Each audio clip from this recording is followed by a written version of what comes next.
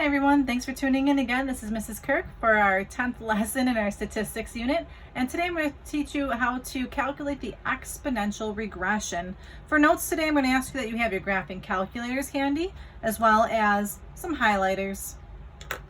All right, and with everything else, at any point in time, if you feel like you'd like to get yourselves caught up with your calculators or anything in the notes, take time to pause that video. All right, here we go. So here's my last page of my note packet. I'm feeling good about this. Let's see, this is just an example to go through. It says a chemist has a 100-gram sample of radioactive material. He records the amount of radioactive material every week for 6 weeks and obtains the following data. So as I'm looking here, as the weeks go up, it looks like the weight of the material is going down, which is a good thing. We want that radioactive material to decay. So part A says use your graphing calculator and create a scatter plot for the data. So I need to make a scatter plot, and we've been practicing that this unit. So let's see here. I'm going to go to my calculator. I'm going to go to my stat, edit. I'm going to clear out my list. I'm going to clear out my list by going up, pushing clear and enter. Arrow up, push clear and enter. So I'm going to type in my list.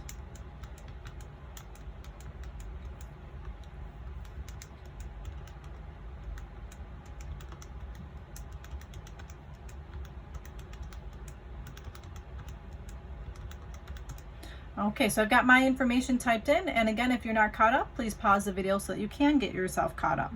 Now they want me to make a graph, so if I try my Zoom 9 right now, I think something interesting will happen. I still have my residual plot graphed from earlier. So if your calculator is giving you the same issue, you need to go back and go to second y equals, push enter, and I don't want that to say resid anymore. I need to arrow down and make sure that says L2. So second 2. So again, to get that screen, it's second y equals, push enter, and then just make sure that says L2. I'm also going to go to my y equals and clear this out because that was an equation that was left over from yesterday. So now if I do my Zoom 9, there's my good scatter plot of this particular sample of radioactive material. And it looks like it's definitely decreasing. So that's part A. So I'm going to write down a couple of notes, things that I needed to be careful of. So I needed to be careful of, let's see, I had to go to my second y equal.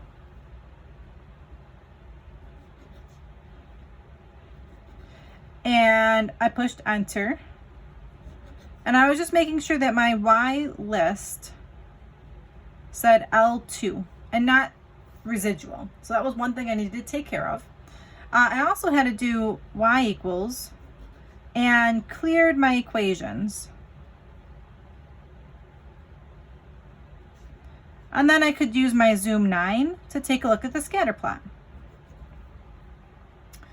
Okay, and again, pause the video at any point in time if you need to. Part B says use your calculator to find an exponential equation. So now here's something new, exponential equation for the data. So how do we do that? Well, if I'm going back to my calculator here, I can go to second mode to get back to my home screen. And I'm going to go to stat, calculate. And I don't see anything that says, so far we've done linear regression for choice 4. We've done quadratic regression for choice 5. But we want exponential. So if I just arrow down a bit, exponential regression is choice 0. So if you want to just type the number 0, you can, or you can arrow down to it. So for this one, for my steps, I did stat. And then I arrowed over to calculate. And you can either just push choice 0 or you can arrow down to exponential. So I'm going to pick choice 0. And just like everything else, we've got my L1, I've got my L2, and I also want to store my regression equation. So I'm going to arrow down and put it in vars, arrow to the right, push enter, enter. And there's my Y1 stored in my regression equation. My regression equation is being stored into my Y1. So once your screen is looking like this, you can go to calculate.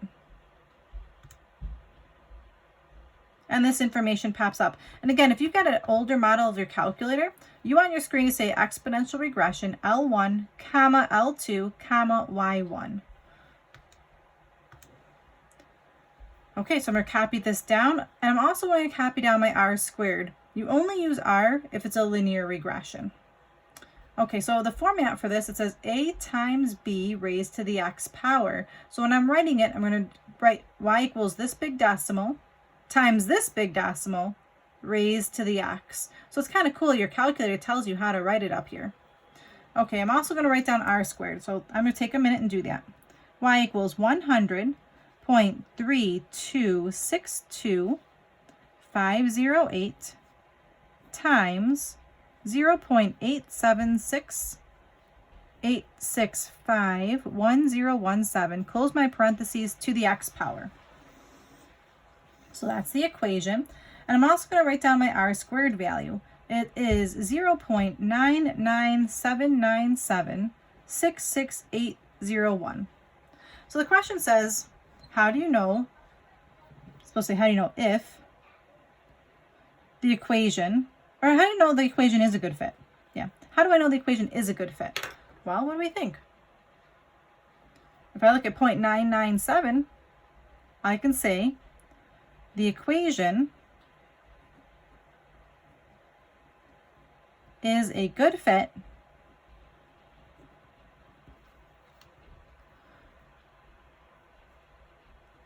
because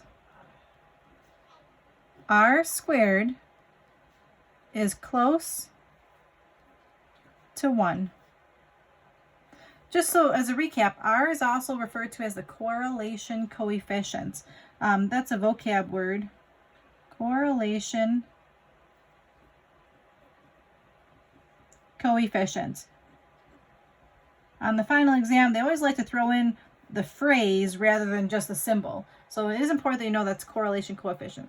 So the equation is a good fit because r squared is close to 1. Okay, part C. Using your equation and your calculator, find the length of the half-life of the material.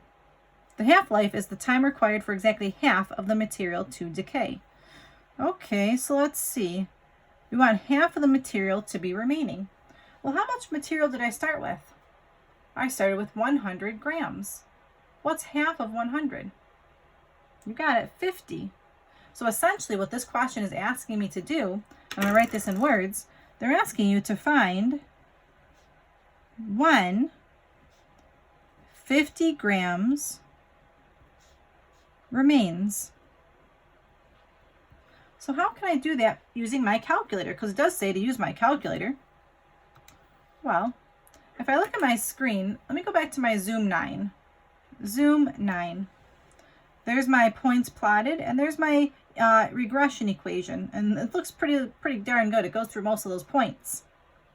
If I want to find when 50 grams remains, if I look at this table, grams is my y value. So what I want to do is I want to figure out when y2 is equal to 50. So I'm going to go back to my calculator, type in y equals, and for y2, I'll put in a 50. So here on top in y1, I've got that big equation. For y2, I've got a 50. And now if I push graph, my calculator is going to draw in y2 equals 50. How do I figure out what that value is? Well, this is kind of neat. It practices what we learned earlier in the school year. We want to find the intersection. How do you find an intersection with your calculator? If you remember, pause the video and try the steps. If not, I'm going to go ahead and write them down so you can get a little bit of a recap. So to find the intersection,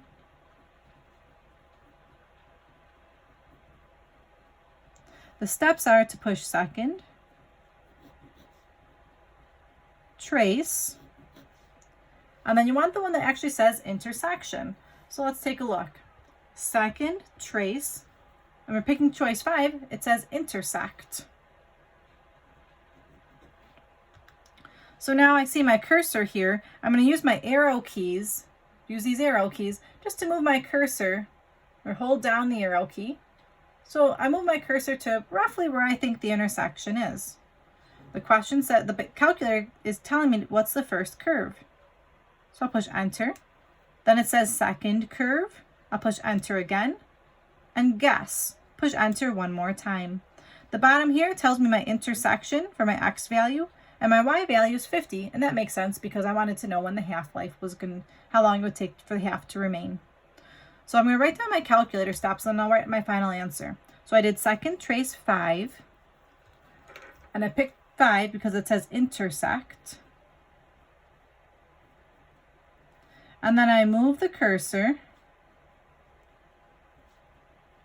to the intersection, and I pushed enter 3 times. Okay, so those are my calculator steps. And just I'm going to write down what my answer was here then.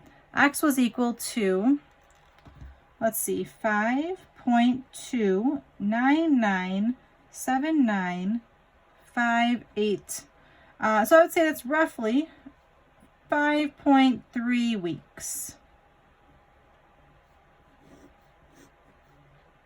So a little more than 5 weeks in order for a half-life, or the half-life to happen. Now it says use your equation to find out how much of the material will remain after 50 weeks. Well, weeks is my X value. So I want to know when X equals 50, what Y will equal. So how do I do that? I just plug in 50 for X. Let's see. I was just trying to see if there's a way I can do that in my calculator a little bit faster. Let's see real quick. I just want to try something here. Yeah, if I were to use my calculator, I'd have to change my window so I could see 50. I'm just going to go ahead and use my equation up here. So I'm going to use this equation that I found earlier, and I'm just going to put 50 in for the X. So let's see, that's going to be Y equals 100.3262508 parentheses 0.8768651017 raised to the 50th power. All right, so now would be a good time to pause the video and see if you were able to type this in yourself.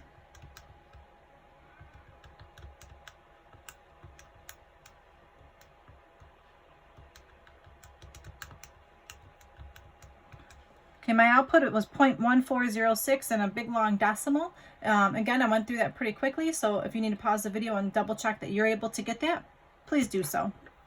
So for my answer here, I get Y equals 0.1406221977.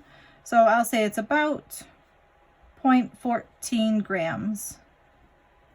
So 50 weeks is essentially a whole year. So it almost takes a whole year for just 100 grams to get down to 0.14 grams. That's a long time, almost a whole year.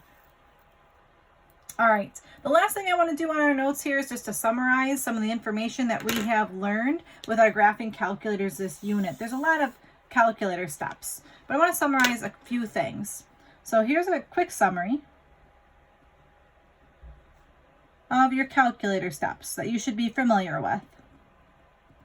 And I'm also going to add this to my handy note card that I've been creating this unit with the definitions and things to help me for that final exam. So if you don't remember, I had this handy note card that I had been working on with all my definitions. I got lots of definitions on here, right? So you can pause the video if you need to make sure you have your note cards filled out.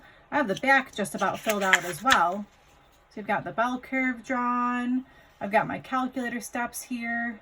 So I'm going to add, after this set of video notes, I'm going to add down here a couple more steps.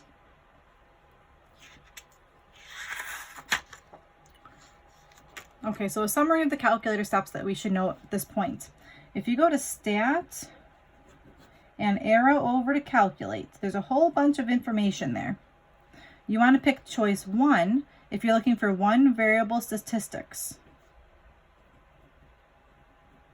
And what's the point of one variable statistics?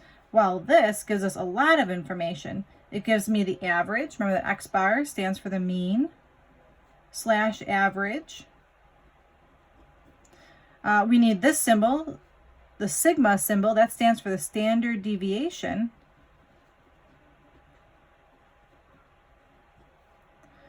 And we also have the 5-number summary That would be the max, the Q1, the median, the Q3, and the min. And what's that for again? What's the point of that? That is to help us with the box and whisker graph.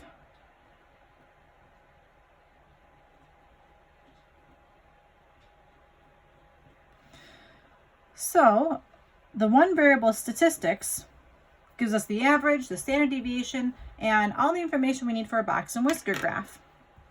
Under that calculate option, you also have a choice 4 that we've been using. That's to figure out the linear regression.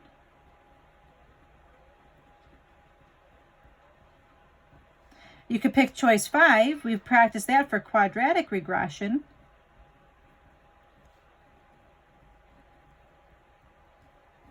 And then choice 0 was what we did today for the exponential regression.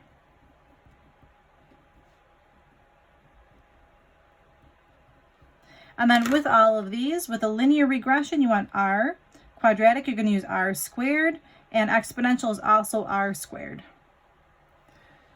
All right, so there's a quick summary of what the stat keys that we've been using in this unit. So either a 1, 4, 5, or 0. Thank you so much for tuning in today and trying your best to follow along. I greatly appreciate it. Your homework today, this is going to be another worksheet found on WITS, homework number 13-10. And I hope that you found this video useful. If you liked my video, of course, you can subscribe or like the video below. And until next time, this is Mrs. Kirk saying take care.